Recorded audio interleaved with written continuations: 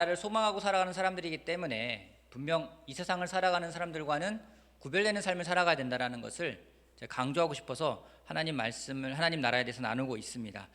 오늘은 특별히 하나님의 나라가 임하기를, 예수 그리스도가 다시 이 땅에 오시기를 바라는 사람들이 어떠한 태도를 가지고 살아가야 될지에 대해서 같이 나눌 수 있는 시간을 같이 갖도록 하겠습니다. 우리 마태복음 말씀 같이 보러 갈까요? 마태복음 24장 말씀, 25장 말씀이 되겠습니다. 마태복음 25장 1절에서 13절까지.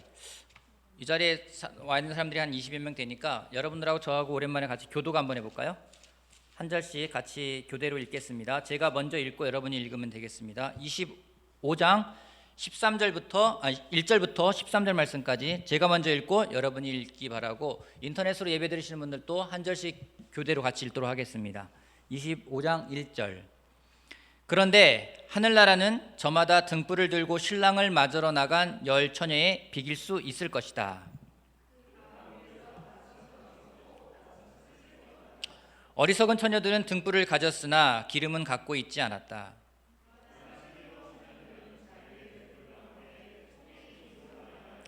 신랑이 늦어지니 처녀들은 모두 졸다가 잠이 들었다.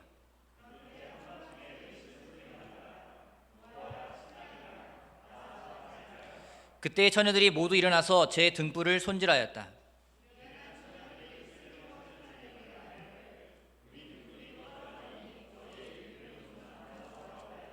그러나 슬기로운 처녀들이 대답하였다. 그렇게 하면 우리에게나 너희에게나 다 모자를 터이니 안 된다. 차라리 기름 장수들에게 가서 사서 써라.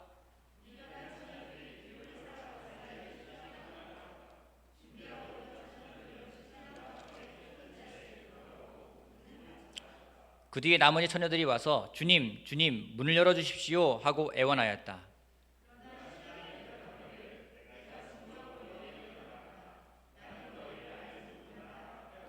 그러므로 깨어 있어라. 너희는 그날과 그 시각을 알지 못하기 때문이다. 아멘. 열 처녀의 비유가 나옵니다. 근데 여러분, 열 처녀의 비유를 하는 데 있어서 예수님이 그 앞에 그 접두사를 한마디 하십니다. 뭐라고 합니까? 그런데라는 접속사를 쓰이고 있습니다. 이것은 무엇인지, 이 비유는 앞에 있는 내용과 연결되는 비유구나라는 것을 우리가 알 수가 있습니다. 앞에 24장 말씀과 연결되는 것을 우리가 알 수 있는데, 24장의 말씀은 무엇인지 종말에 대한 말씀입니다. 예수님의 재림과 더불어서 이 땅의 마지막 순간이 어떠할지에 대한 말씀입니다. 그러기에 이 비유는 그 종말을 맞이하는 사람, 하나님의 나라가 도래하기를 기다리는 사람이 어떠한 태도를 가지고 살아가야 될지를 나누는 말씀이고 그런 비유입니다. 등장인물이 나옵니다. 신랑을 기다리는 처녀, 신부가 아닙니다. 처녀, 들러리예요. 들러리 10명이 나옵니다. 여러분, 이들의 공통점이 있습니다. 이들의 공통점이 무엇입니까? 맞아요. 첫 번째는 신랑이 오기를 기다리는 사람입니다. 그 이야기는 무엇인지, 이 비유는 신랑과 전혀 관계없는, 관심도 없는 사람들에게 하는 말씀이 아니라 그분과 관계가 있는 사람들에게 주어지는 비유라는 걸 우리가 알 수 있습니다. 결국에는 예수님을 믿는다, 내가 천국을 소망한다 하는 사람들에게 주는 비유라는 걸 우리가 알 수가 있습니다. 또 이들의 공통점이 있습니다. 또 무엇이 있나요? 등불을 들고 있다. 그것도 맞는 말이고, 또 공통점이 있습니다. 또 뭐가 있나요? 공통점 또 하나. 공통점, 10명의 공통점. 여러분, 교과서에 충실하면 됩니다. 뭐라고 나와 있습니까? 졸고 있었어요. 모두 졸았어요. 그죠? 근데 이 포인트에서 졸고 있는 것에 대한 비난이라든가 거기에 대한 책망은 한마디도 나오지 않습니다. 저도 그래서 마음을 바꿨습니다. 설교 시간에 조는 사람들에 대해서 뭐라고 하면 안 되겠다. 여러분, 대단하지 않습니까? 졸려도 와서 앉아있는 게 얼마나 대단합니까? 지금 여기 팀들 앉아있지만은 뭐 베베 꼬고, 지금은 처음이니까 앉아있지만은 한 10분 지나면은 베베 꼬고 막 안 하고 싶고 핸드폰 보고 싶고 딴짓 하고 싶은데 옆에 너무 떨어져 있어서 딴짓도 못 하겠고. 여러분, 그래도 와서 앉아있는 게 대단하잖아요. 그렇다고 여러분 대놓고 졸지는 말길 바랍니다. 졸고 있는데 갑자기 소리가 들립니다. 신랑이 온다! 소리가 들립니다. 그러다 처녀들이 동시에 다급히 깨어서 자신들이 갖고 있던 등을 손질하기 시작을 합니다. 여기까지는 공통점입니다. 근데 차이점이 나타납니다. 5명의 슬기로운 처녀들은 등에 계속해서 보충할 기름통을 준비했지만 나머지 5 처녀들은 등만 가지고 있었지 기름통을 준비하지 않았습니다. 성경은 이들을 뭐라고 부르는지 미련하다라고 이야기를 하고 있습니다. 굉장히 기분 나쁠 수 있습니다. 여러분에게 누가 이 미련한 놈아, 미련한 자식아 라고 말하면 기분이 굉장히 나쁠 겁니다. 하지만 성경은 그런 사람들을 미련하다라고, 어리석다라고 부릅니다. 이들이 슬기로운 처녀들에게 아이디어를 생각해서 내놓습니다. 너희 기름을 좀 나눠달라. 그러나 슬기로운 처녀들은 이런 지하에 거절해버립니다. 야, 내가 나눠주면은 너나 나나 다 못할 것 같아. 그러니 나라도 써야 되니 너는 못 주겠어. 뭐 이런 말 아니겠습니까? 여러분, 이런 말 들으면 어떻습니까? 차갑고 매정하고 너무나 속상하고 인정머리가 없고 매정하고 야박하게 들릴지 모르겠습니다. 여러분, 한 가지 우리가 기억해야 될 것이 있습니다. 이 비유가 나타내는 것은 우리 보고 선행을 해라, 너들이 가진 것을 나눠라, 이런 비유의 목적이 있는 것이 아닙니다. 당시의 유대 결혼 풍습을 보게 되면은 등과 기름은 항상 준비하게 되어 있는 것들입니다. 만약에 등이나 기름통을 준비하지 아니하면은 그 사람은 그 혼인잔치에 오는 사람이 아니라 도둑이거나 불청객으로 간주했기 때문에 그들에게 기름을 나눠준다라는 것은 그 당시 사람들에게는 상상도 못할 일, 생각지도 않은 일이라는 겁니다. 근데 미련한 처녀들은 그런 상상까지 해가지고 또 제안을 하는 거죠. 이것은 아까 말했듯이 어떤 나눠 써라, 같이 더불어 살아야 된다, 그런 비유를 하기 위한, 그런 말씀을 전하기 위한 비유가 아닙니다. 이 비유의 목적이 무엇입니까? 이 비유의 목적을 성경은 명확하게 나타내고 있습니다. 마태복음 25장 13절에서 이렇게 말씀하고 있습니다. 그러므로 깨어 있어라. 너희는 그날과 그 시각을 알지 못하기 때문이라. 깨어 있으라는 거예요. 깨어서 준비하고 있으라는 겁니다. 그것이 하나님 나라를 살아가는 사람들의 태도라는 것을 말하고 있습니다. 오늘 여러분에게 제가 나누고 싶은 포인트는 한 가지입니다. 하나님 나라를 소망하는 사람들은 준비된 삶을 살아간다라는 것입니다. 하나님 나라를 소망하는 사람들은 준비된 삶을 살아간다. 몇 가지 질문하고 싶습니다. 이 자리에 있는 분들은 대답해 주시고 또 혹시 같이 인터넷 예배 드리는 분들 한번 대답해 보시기 바랍니다. 여러분은 예수님이 언제 오시길 바랍니까? 예수님이 언제 오셨으면 좋겠어요? Right now. 영어로 나옵니다. Right now. 난 night night에서 밤에 오길 원하는 줄 알았어요. 잘못 들었습니다. Right now. 예. 여러분, 예수님이 오늘 밤에 오신다. 어떨 것 같아요? 혹시 여러분, 예수님 오늘 밤 오겠다 그러는데 나 오늘 밤에 간다 그러는데 여러분이 예수님 오늘 안 돼요, 오늘 오지 마세요 라고 말하고 싶은 사람도 이 자리에 있을지 모르겠어요. 저 아직 준비 안 됐거든요? 이럴 것 같아요. 여러분, 오늘 밤 예수님 오신다면 여러분은 준비되어 있습니까? 또 다른 질문 하나 해보겠습니다. 오늘 여러분이 죽는다면 여러분은 유언장에다가 무엇을 남기고 싶습니까? 오늘 여러분이 죽어요. 그럼 여러분은 유언장에 무엇을 남기고 싶습니까? 이 질문은요, 반대로 이렇게 질문할 수 있을 것 같아요. 여러분은 죽음을 맞이할 준비가 되어 있습니까? 이 자리에 팀들은 살아갈 날이 창창한데 무슨 죽음이냐라고 이야기할지 모르겠어요. 여러분, 우리나라 말에 그런 말이 있습니다. 오는 순서는 있어도 가는 순서는 없다라는 말이 있습니다.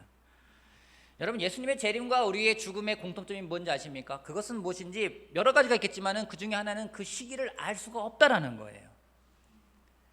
근데 이 5명의 처녀가 나오는데 5명의 처녀가 슬기로운 처녀들이다, 슬기롭다라고 말을 들은 이유가 무엇인지 그들은 등불과 함께 기름통을 준비했다라는 겁니다.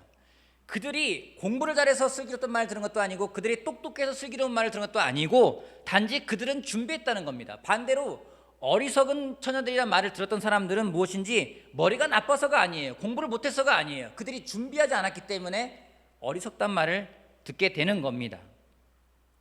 성경은 우리들에게 말하고 있습니다. 너희가 그날과 그때를 모르기 때문에 그러기에 우리 보고 무엇을 요구하고 있는지 준비하라는 겁니다. 여러분 이건 약간 역설적이에요. 시간도 안 알려주고 장소도 안 알려주고 그냥 준비하라는 거예요. 막연하지 않습니까? 뭐 티인들한테 이런 걸 될 것 같아요. 시험 볼 거야? 시험 기간 몰라? 안 알려줘? 여러분 그럼 공부하겠어요? 대부분 안 할 것 같아요. 내일 볼지 한 달 후에 볼지 몰라. 하지만 시험 볼 거야. 준비하고 있어. 여러분 이 이야기를 하면 여러분도 어떻게 반응하시겠습니까? 여러분 준비 안 된 사람은요 그 시험이 언제 보든지 불편해요. 근데 준비된 사람은요 오늘 보건 내일 보건 모레 보건 한 달 후에 보건 아무런 문제가 없어요. 물론 포기한 사람도 물론 마찬가지겠지만 포기하는 건 마찬가지입니다. 내가 주님을 맞이할 준비가 되었습니다. 이 말은요 주님이 오늘 오든 내일 오든 10년 후에 오든 20년 후에 오든 내가 죽어서 오든 상관없다라는 거예요. 여러분 그러한 준비가 되어 있습니까? 우리가 준비하지 않으면요 그때그때 임기응변으로 살아갈 것입니다. 계획이 없이 당황할 것입니다. 여러분 저는 믿는 것이 무엇일까? 저는 예수님 말씀을 믿는다라는 것은 준비하는 거라 생각을 합니다. 왜냐하면 믿는 사람은 준비합니다. 반대로 믿지 않는 사람은 준비하지 않습니다. 천국을 믿지 않기에 종말이라는 것도 믿지 않기에 우습게 생각하고 아무런 준비 없이 흥청망청 살아가게 될 것입니다. 여러분 한번 생각해 보세요. 여러분이 믿든 안 믿든 그게 중요한 게 아닙니다. 진짜로 있다면 어떡하겠습니까? 천국이 있고 마지막 심판이 있다면 어떡하겠습니까? 믿는 사람은 계획을 세웁니다. 그리고 하나님의 인도하심을 구합니다. 때는 우리가 아무런 생각 없이 하나님이 다 알아서 하실 거야 라고 살아가는 것이 믿음이라고 착각할 때가 있습니다. 하지만 성경은 그렇게 이야기하고 있지 않습니다. 하나님은 그렇게 일하시는 분이 아니라고 성경은 이야기하고 있습니다. 지난 금요일에 코로나 잔여 백신 접종을 했습니다.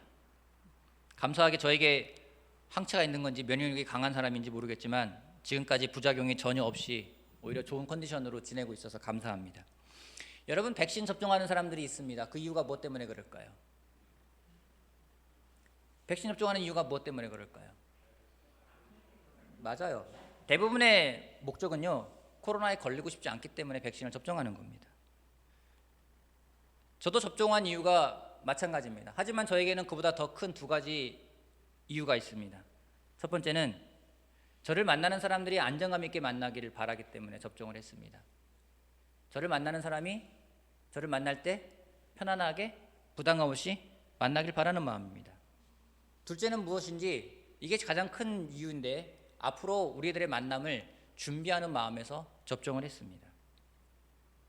여러분 우리가 언제 마스크를 벗고 이 자리에 지금은 떨어져 있지만은 좀 더 다닥다닥 모여서 서로 교제도 하고 웃으면서 음식을 나누면서 교제하는 날이 언제 올까요? 언제 올까요?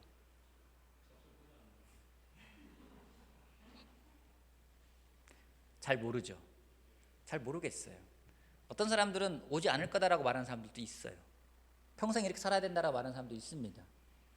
하지만 저는 언젠가 올 거라 믿습니다. 그러기에 무엇인가를 준비를 해야 된다는 거죠.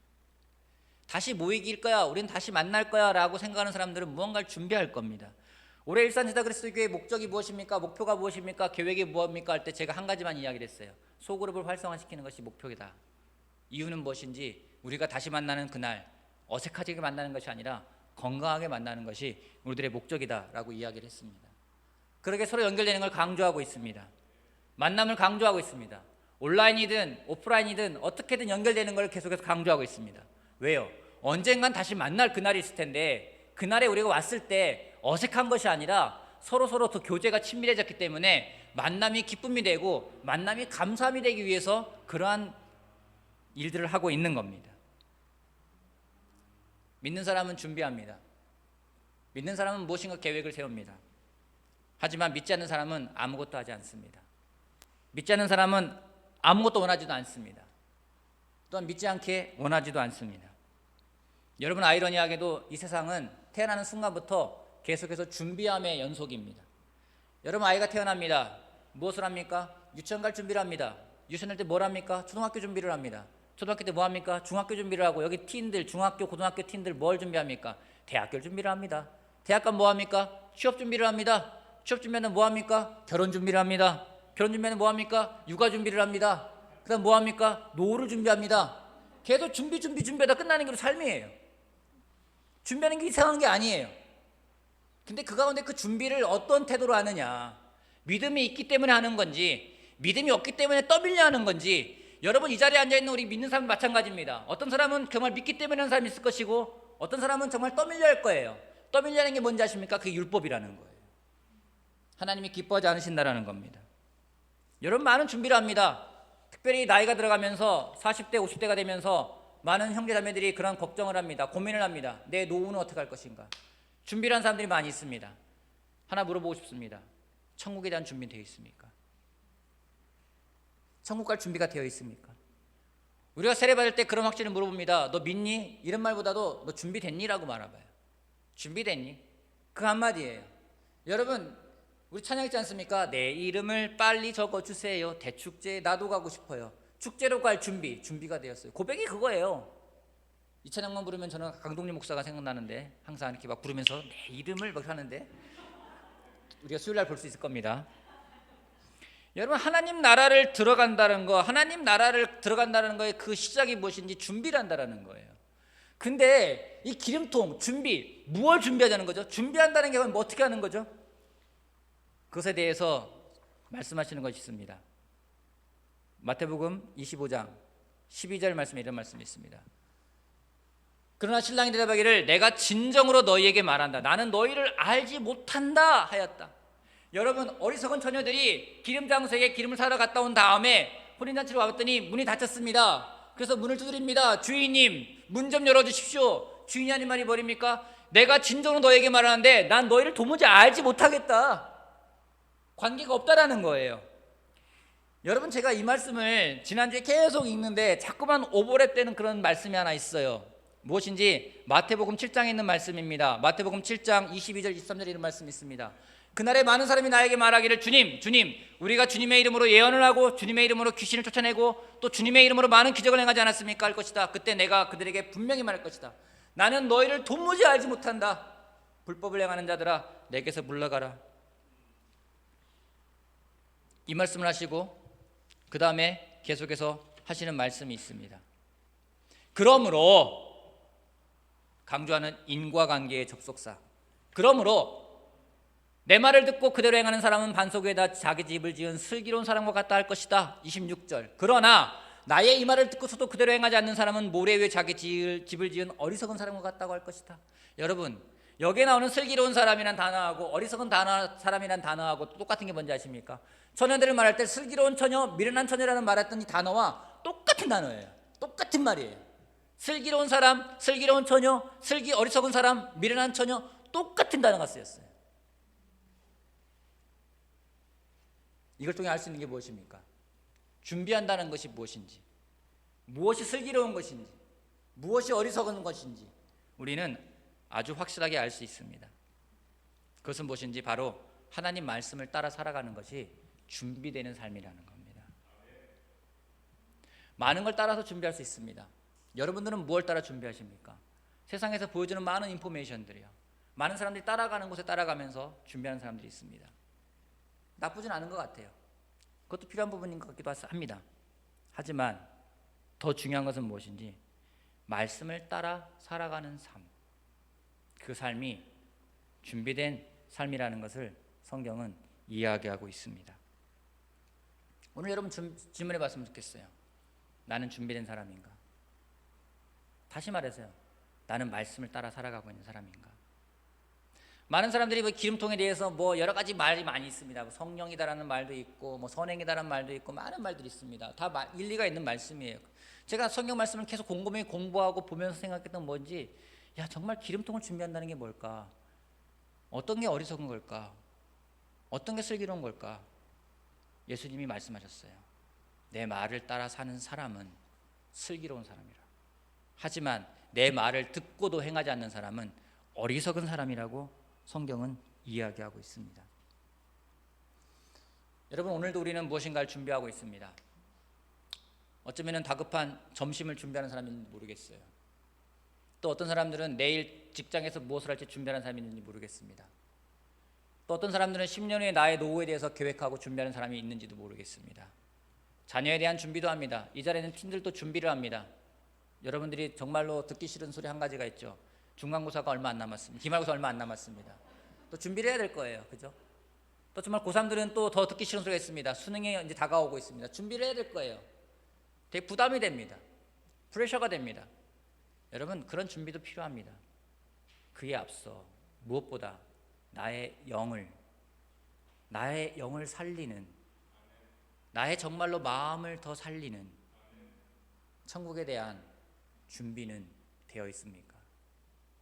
매일매일 질문해야 됩니다. 나는 오늘 준비되어 있는가? 오늘 주님이 나를 부른다면 나는 준비되어 있는가? 여러분, 사실 고백하건대 저도 준비를 이렇게 잘하는 사람은 아닙니다. 설교 준비도 닥쳐야지만이 더 잘 돼가지고 그때 집중력이 발휘되는지 모르겠지만 막 아침까지도 계속해서 수정합니다. 계속 바꾸려고 노력하고 있어요. 미리미리 준비하는 것들에 대해서 훈련하고 있습니다. 여러분 어떻습니까? 무엇을 준비하고 계십니까? 어떤 삶을 살아가고 있습니까? 무엇을 따라서 살아가고 있습니까? 저는 오늘 이 비유를 통해서 우리의 삶이 준비된 말씀을 따라가는 삶인지 아니면 준비되지 않은 멋대로 살아가는 삶인지를 돌아보는 시간이 되기를 바랍니다. 또 아울러서 우리가 천국을 소망한다면, 우리가 하나님의 나라를 소망하고 살아가는 사람들이라면은 말씀을 따라 살아가는 슬기로운 사람이 되기를 바라는 마음으로 말씀을 전하겠습니다. 여러분, 우리 슬기로운 사람이 되도록 합시다. 말씀을 따라 사는 준비된 사람이 되기를 바라면서 말씀 마치겠습니다.